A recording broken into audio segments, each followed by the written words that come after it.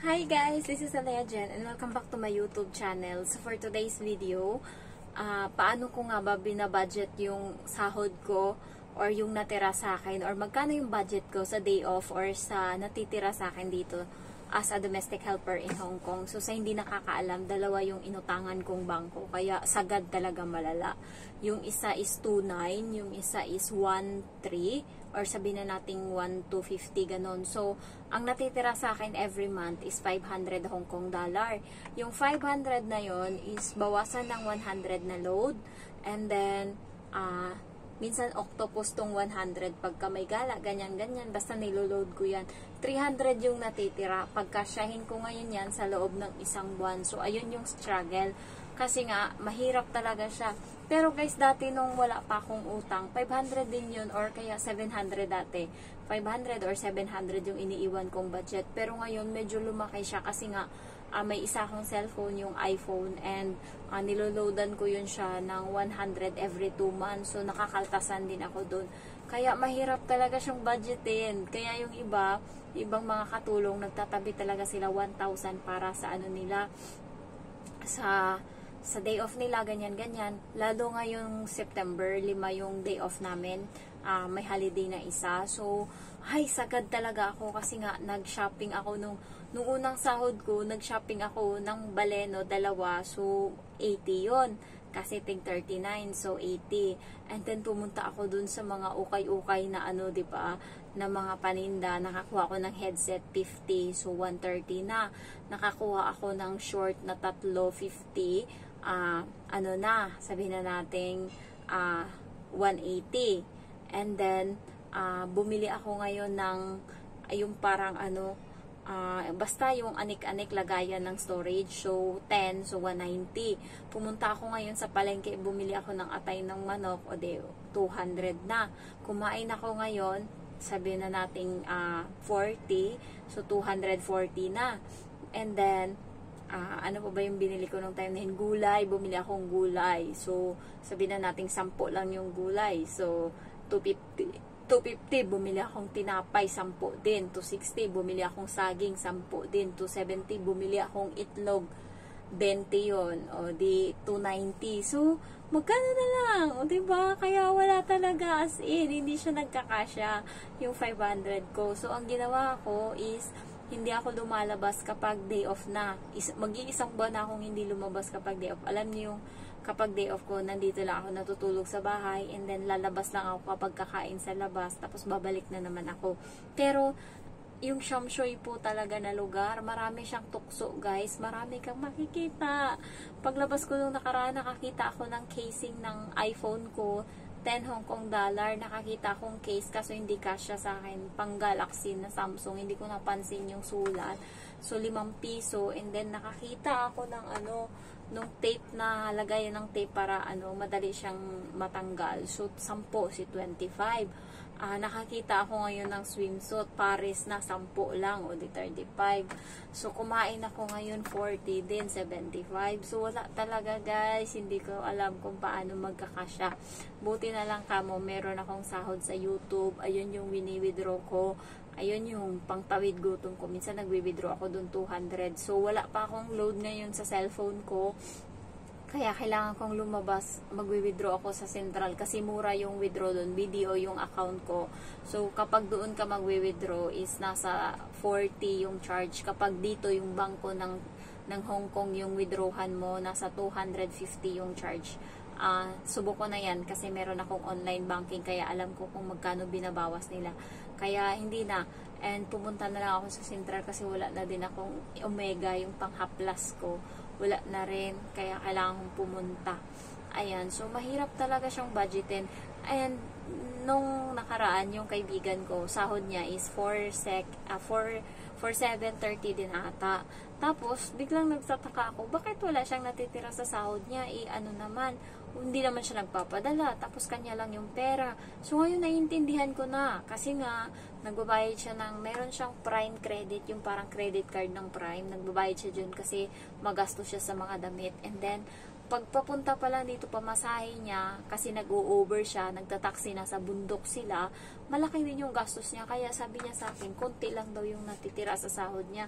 Tapos parati siya namin sinasabihan na hindi ka na bumabata, kailangan mo nang mag-ipon. Kaya wala siyang napundar, guys. Tinanong ko siya kung ano nangyari, bakit 8 years na siya dito, ano nangyari, bakit wala siyang napundar. Sabi niya, naloko daw siya nung parang housing sa Pinas, yung parang DMCI, ganon, tas hindi niya natuloy, nasa 100,000 daw doon. And then, dahil sa depress niya, siya ngayon, nag-ML siya, natuwa siya sa ML, bumili siya ngayon ng kung ano-ano dyan sa ML, naka 50,000 din daw siya. So, ngayon, iba na naman kinakaadikan niya. Yung kinakaadikan niya ngayon is gala, kasi bumili siya ng iPhone. So, ngayon, maganda na yung cellphone niya.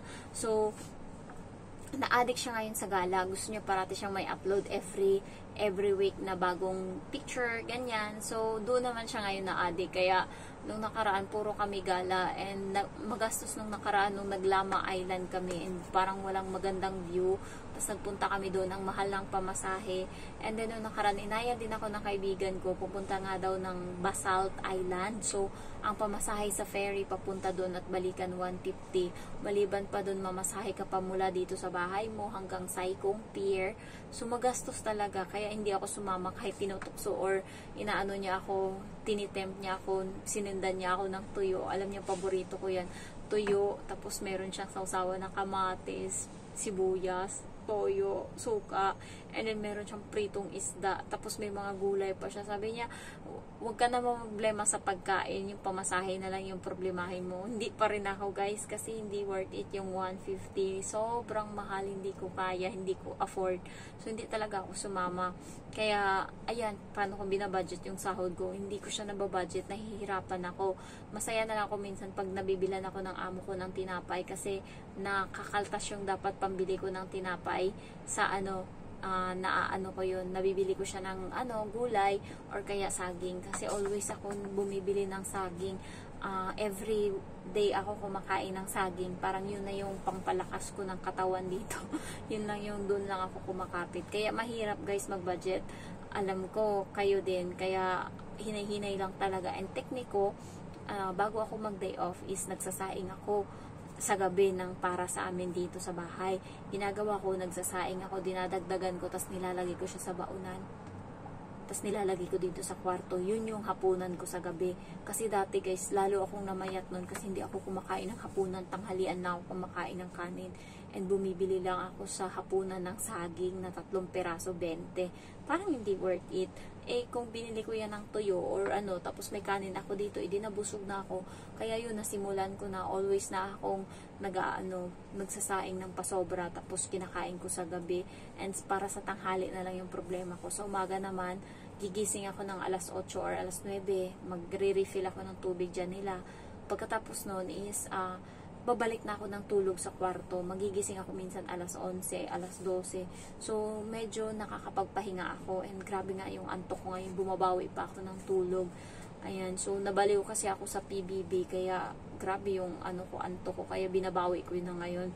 Mahirap siyang i-budget dito. Lalo pag may kaibigan ka na palagala. Ganyan. Kaya, sure nyo talaga. Mas mabuti pa yung mga kaibigan nyo. Nasa park lang. Pero ako, gusto ko din na kasama sila kasi nga, mahilig din akong gumala, mahilig akong mag-hike, ganyan-ganyan. Pero ngayon, nararamdaman ko na yung hirap, na parang hirap na hirap akong iaahon yung utang ko. So, parang nahihirapan ako ngayon.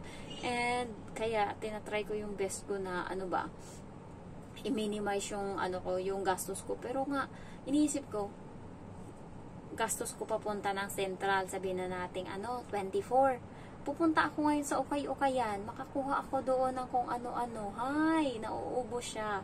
So, wala din kwenta. Buti na lang nung nakaraan, naka-sideline ako ng 30 Hong Kong dollar. Yun yung pinambili ko ng ng milk and then ulam. Kaya diskarte lang talaga dito, guys. Magluto kayo, magsaing kayo para makatipid kayo. And also, siguro magtira kayo 700 para sa isang buwan. Tsaka huwag kayong masyadong, huwag kayong masyadong sakay-sakay ng train kung wala naman kayong pupuntahan, kasi sayang yung pamasahe.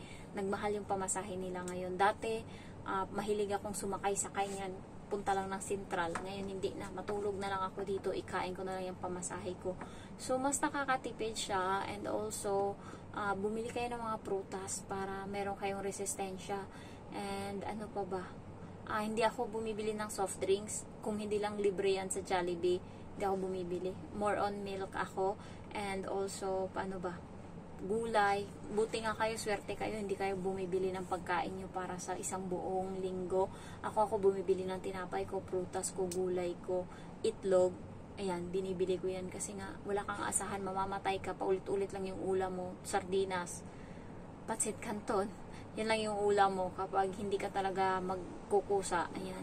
So, ayun lang guys. Thank you for watching, and grabe yung antok ko. Pasensya na naman ulit. Babawi na lang ako kapag Friday bukas, sa Sabado babawi ako, wala sila dito, makakapag-vlog ako. Ayan, magbibigyan kayo ng tamang gabay, tamang mga tips. Ayan, thank you for watching, and I love you all. Bye bye.